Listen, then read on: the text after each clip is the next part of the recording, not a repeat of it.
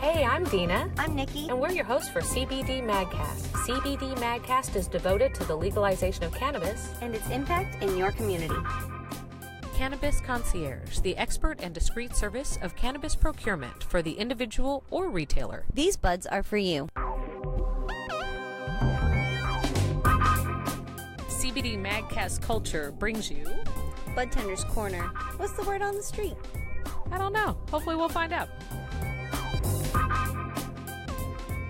Hey, Nikki. Hi, Dina. How's it going? Great. How you doing today? I'm fantastic. We're here today with Nick, and we're doing our Culture Sessions Budtender Corner segment. What? I got it out. I know. We're really proud of ourselves after all it takes for us to get here to get that out without messing up. Good memory. Exactly. Welcome, Nick. Why don't you do us a favor? Tell us a little bit about yourself, your history, what you do, why you do it, and just let us know who you are. You got it. Thank you for having me, first of all. Been doing cannabis for about 6 to 7 years. Started in the medical industry by volunteering and helping out at a buddy who was starting his own medical shop. Right around that time, my dad needed definitely an alternative to the prescription aspect that he was taking for all these painkillers and things like that. And online and all this different stuff. For whatever reason, I was getting floodgates of information at the time and curiosity and everything as far as cannabis was concerned. And a lot of stuff started to line up because I was getting at the most healthy time of my life, but was consuming the most cannabis that I ever had. Starting to make the correlations that it could be more beneficial and to start seeing the stories of people's and kids and CBD and cool. So that's kind of how I got started into the working at a medical shop for a couple years. Then about after 2.5 years or so, started working at an I-502 store and worked as Budtender at the beginning, did manager type of different aspects towards the end for the last couple of years, but kind of wore every hat for the most part in the cannabis industry, so it gave me a lot of perspective, which was really nice to self-educate myself from patients and customers, see what people liked, what worked, why people were there, various. What got you into the cannabis industry, or did you ever see yourself going into the cannabis industry kind of as you were growing up? Or if you were going to ask me in high school, I probably would have said no, probably maybe because the possibility wasn't there, but if I knew the possibility was there, I would say yes. Because me and my buddies, me and a buddy in particular, were already trying certain things. He wasn't as cunning as I wish he would have been at the time. It might have helped us out. Sure. But even the small little things that we tried to like, okay, mom, or buddy, don't try this until I get back. Your mom's going to see this. She's going to have questions. We got to game plan this out. 5 hours later, I get a phone call. Dude, my mom already saw, like, why'd you do that? Why'd you plug that in? Like, what, so it was already little things that we tried, had the passion for, even at a young age. But again, once you start seeing the correlation of where it can be beneficial and help people, and that was so crucial to me because it came at a time where my dad was really a different version of himself that I'd never seen before because of all the painkillers that he was taking. And I had already thought in my own head, like, you should try this, and had been recommending it to him. And once I started hearing what he was taking, it was that kind of, okay, I don't care anymore. I'm going to come up here, I'm going to bring a bag of joints. I had some tincture at the time that was newer to me. The tincture was what really, really he liked and could use right away and helped him sleep, to see that it could be beneficial without him getting super, super high. It just helped him sleep at night. And then just a hit or two of the joint was the biggest thing for him, was smoking in moderation. And it's one thing we found has been big for a lot of people, is if you start that way, a lot of times you won't have this crazy tolerance because you're always using it medicinally and you only need a puff or two. Well, if you only do a puff or two every time, a lot of times that'll be okay for you. Then when you need to take a little extra, maybe you need 3 or 4 hits, okay, well, you can do a little extra in those times that you need it, but it keeps your tolerance lower from those people that just smoke. And there's something to be said for that. We were talking a little bit earlier off mic about the idea of dosing and how even in food we don't keep ourselves in balance. So It is something for us to learn that we overconsume and we don't give ourselves a chance to get high, or we don't give ourselves a chance for that 1 or 2 puffs to impact us so we can feel it. Right. And if we just did that, I think we would realize it's a lot less expensive and it's a lot more fun. And you do get to stay, I think, in those aspects. Everybody says, oh, I wish I had that high, like 100%. I used to. Mm-hmm. Oh, yeah. Totally. How did you see your role as a budtender change from like the medical store environment to the retail store environment? I would say it changed a lot on the more, obviously, the fast-paced aspect of the retail environment. Sure. We saw so many more customers via where we were in our medical shop before. We were already kind of tucked away, and so it was a much more personal conversation. A lot of times it was one-on-one. Maybe there was 2 people in the room, but a lot of time it was just you and that other person, and you would build a relationship with them over time, where the recreational store, you could have lots of in and out. Sometimes you'd have return customers, but it was much more educational on a consistent basis on the medical side, where on the recreational it was much more hit and miss on that. And even the people who were interested in that type of information sometimes were even less apprehensive or apt to get that out of you in the situation that how it's regulated and set up for I-502. Sometimes it makes it hard for people to pull that out or even ask those questions. I'd say that's where I'm very thankful that I had that medical background to be able to know to maybe ask those quick barrier questions to see if somebody is interested in that, and to be like, okay, well, I feel like this person is just apprehensive and really does need help with this. I'm going to take my time to give them the information because this could change their life. And that's the biggest thing for me that's so gratifying, that gets addictive to helping people. Someone tells you, oh, I finally got a good night's sleep, or you help me with this or whatever. You can't beat that. And so that's, in the medical days, I couldn't beat that job. It was constantly that. Totally. You still have the person who would have their license just to come in and get high. That happened too. Sure, and there's nothing wrong with that, because that also is an opportunity to feel better in life, right? I'd rather have a person who I don't know walking down the street in a better mood and in a better place than they were 5 minutes ago. So I got no problem with that whatsoever. Totally. Yeah, different environment though, you're right. I imagine that blend now of more people being in and out, and the people who might not typically have been in and out in a medical dispensary feeling like they have to be more in and out, right? You know, that is definitely something that, as a budtender and former co-worker of Nick's, I think this might be the first time that I'm really considering how much a medical patient might feel rushed by the environment that's set up.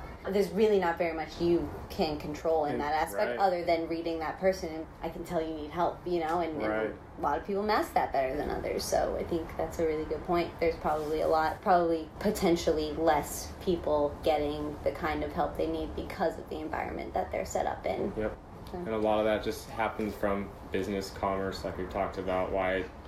46.5% taxes. What are you going to do? You got to have people coming through your door. I can't take an hour with each person, but I need to take an hour with the people I need to take an hour with. But how do you delegate that and set that up? And you have to have those skills, in my opinion, or at least have the people on the floor in those situations, so that if somebody really needs help, you get that vibe. You realize that you want to take the time to help that person, because that person could in turn bring you, it could help in both ways. It could help that person, that could bring you 100 extra customers by that person talking to a person, because you're going to get that return customer from someone who you affect their life of. Totally. Obviously. So by doing the right thing, it's going to end up helping your business and growing as a positive thing for the culture. And I think that's one of the things that's amazing about this. Everybody we've spoken with so far, honestly, even if they're in it for a business, still has the desire for the medical aspect to be the predominant. Not the retail per se, but the medical side, for the love of why we started this or what we're in it for. Definitely. Yeah. And that's a big thing that a lot of times I think a lot of people would agree upon that are in the industry for the right reasons, which is most of us still, is if you were to switch back tomorrow just to medical and whatnot, we'd say okay, because all we still care about is taking care of people and helping people, because that's the whole reason we're in this industry and we're passionate about it and we believe in it. And we're also saying, and we can open the jar again, and we can smell it again, and we can touch it again. do my job in 3 minutes rather than me taking 24 to 48 hours to get back to you and take this home and to try it out and let you know. And exactly, definitely the importance of the budtender. And I mean, as a consumer, it is my opinion that I would rather go through the hoop of getting a medical card or something like that rather than pay a 46.5% tax as far as what it would take for me to have legal marijuana or legal cannabis. Right. Nick, will you describe your typical cannabis shopping style if you were to go into a store? Yeah, I don't shop around as much as I would like to, but when I do go into shops, I definitely always, my game plan is to ask the Budtender what their favorite is as far as what I'm looking for, whether it's a joint, whether it's I'll usually ask them what their favorite grower is in the shop anyways, just to get an idea of what they're liking, or is there something, a company that I haven't heard of, seen.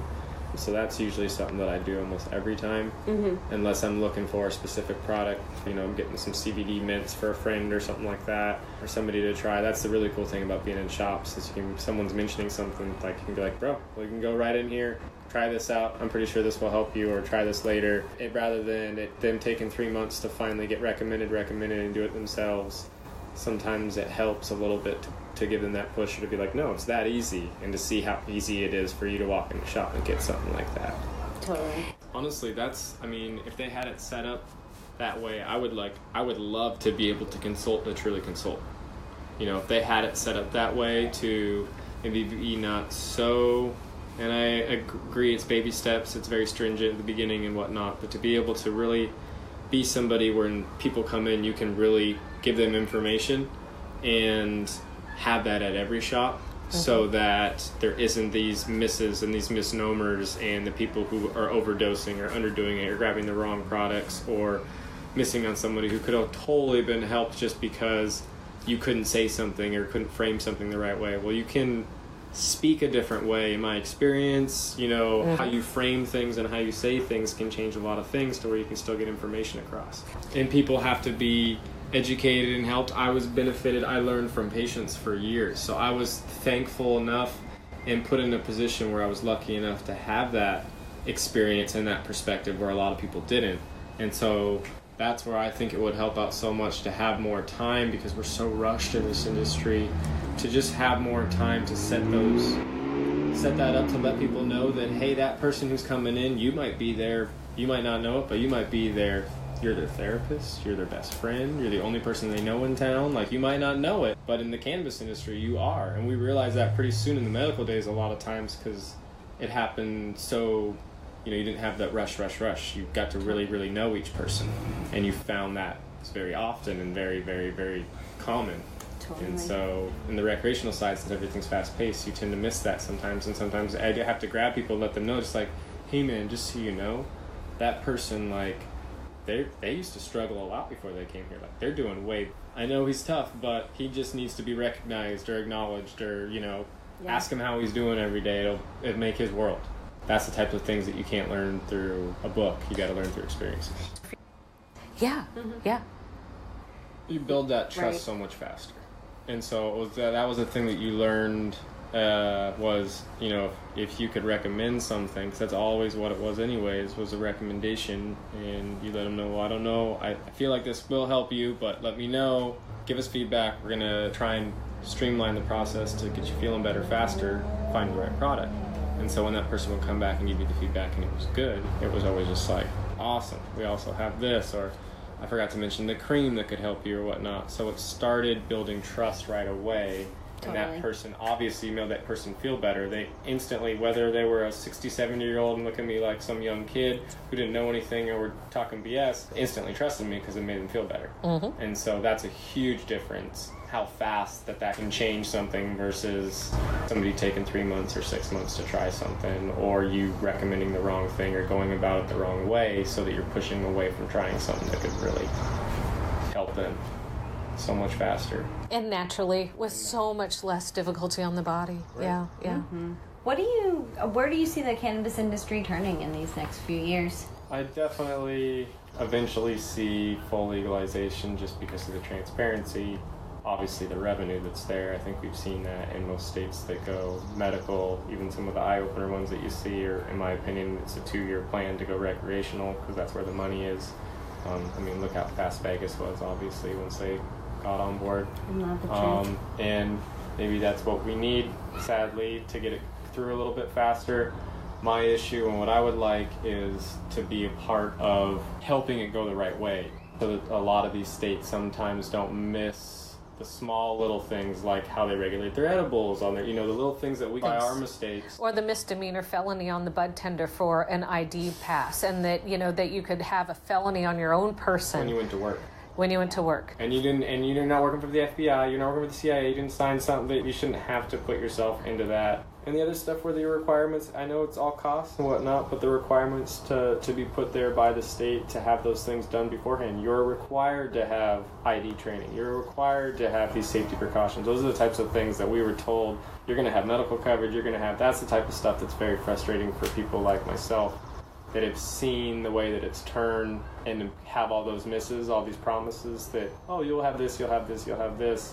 And the biggest one I would say was, of course, everybody's for education all the time. My mom's in education, my sister-in-law's in education, a lot of my family members are. They are still losing money constantly on education. Where is this money going?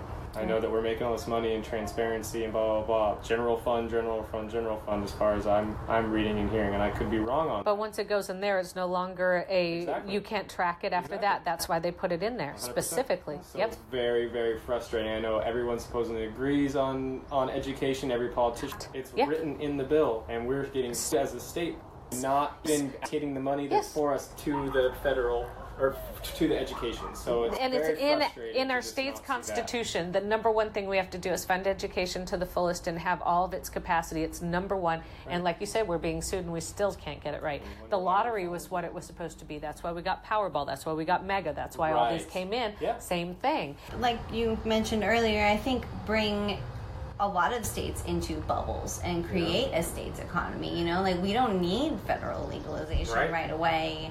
In my opinion, for the most part, I'd like it, but I'd like it in a way that benefits each state individually. I'm also worried about it when it happens too. And maybe 10 years from now we don't have to because everybody got a good state stronghold. But if we don't yet have a good state stronghold and we only get half on board and then we go federally legal, it's immediately world trade.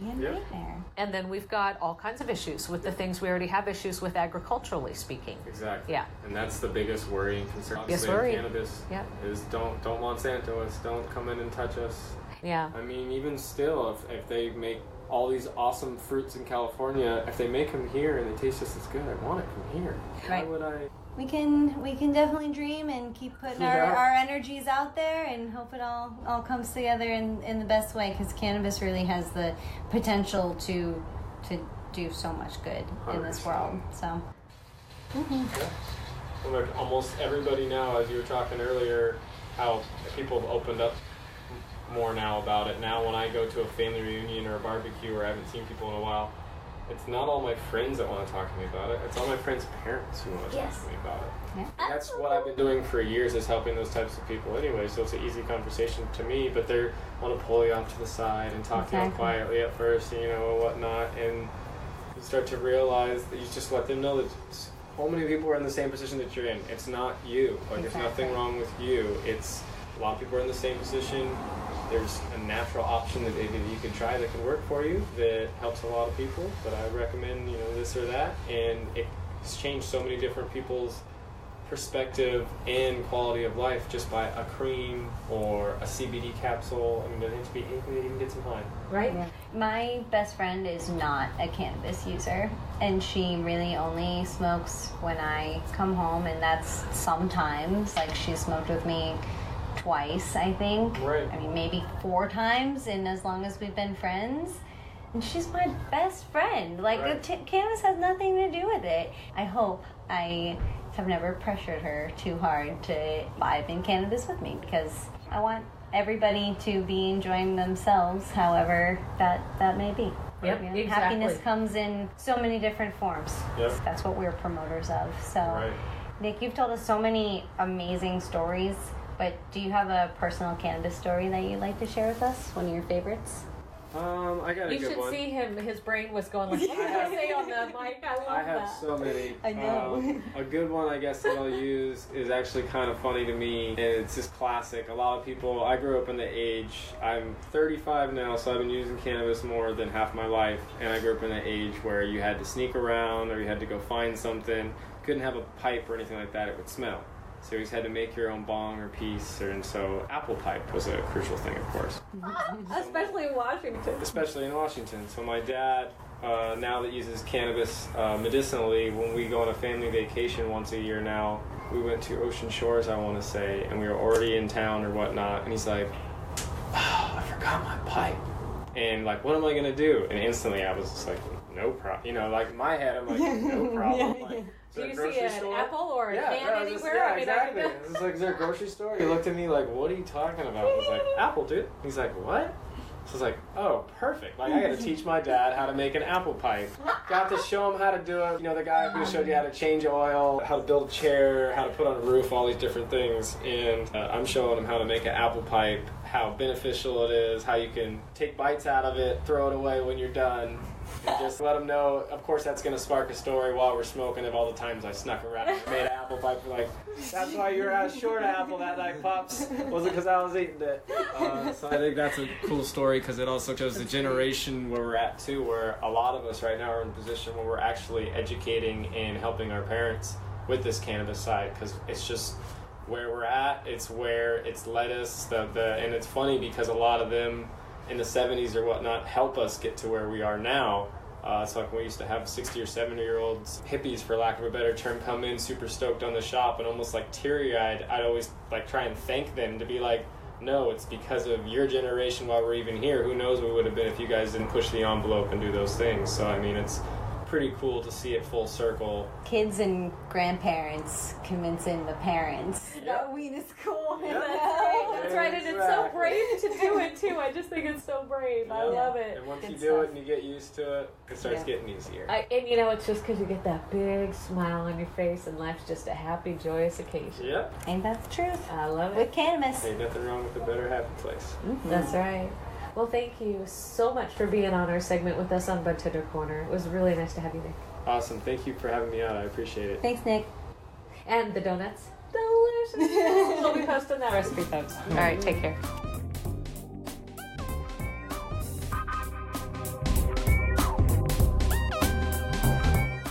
CBD Magcast and Cannabis Concierge are a division of Confidential Monkey Enterprises. Visit us at www.CannabisBeyondDope.com.